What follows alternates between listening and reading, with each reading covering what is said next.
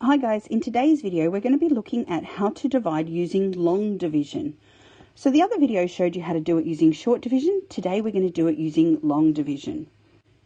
So the first thing we need to do is put our sum in the way that we need to use it to operate with a division. So we're going to put our 4.1, our dividend, inside the division symbol. We're going to put our divisor out the front. So you can now see that we've got our division sum set up as it should be. The very first thing we need to do is put our decimal place in our answer. So immediately above the decimal place in the question is where we put our decimal in the answer. So now we've got our decimal place in the right spot. Again, we can ignore it and we can go on with the actual operation, the division bit. So we look at our 7 times tables. How many times does 7 go into 4? It doesn't. So we put our 0 up and we're now operating with the number 41. How many times does it go into 41? It goes 5 times. 5 times 7 is 35. So we put 35 underneath and we draw our equal sign. Now we do a minus operation. Our minus operation says my answer is 6.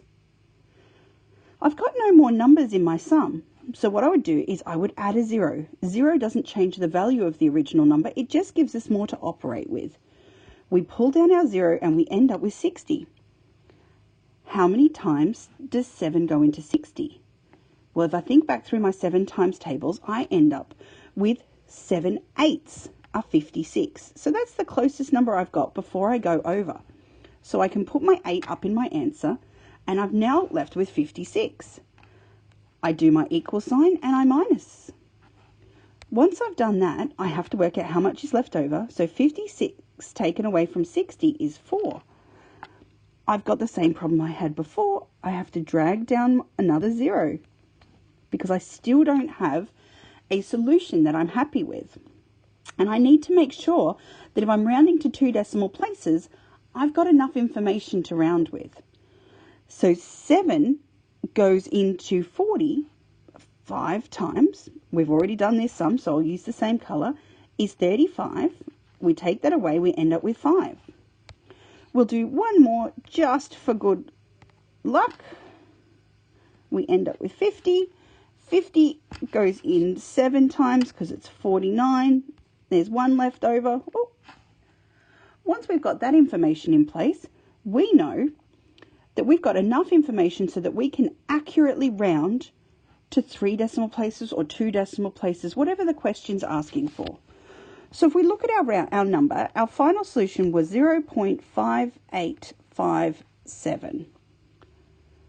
Okay, so if we've got this number and we're rounding to 2 decimal places, we have to look to the number in the second decimal place. The 5 is the one that's in control. Now we know that when we're rounding, because it's in control, 5 actually goes up. So it rounds to the next number. So for 2 decimal places, the answer is 0.59. Whereas if we were rounding to 3 decimal places, the 5 is the one that has the potential to change. 7 is larger, so that rounds up as well.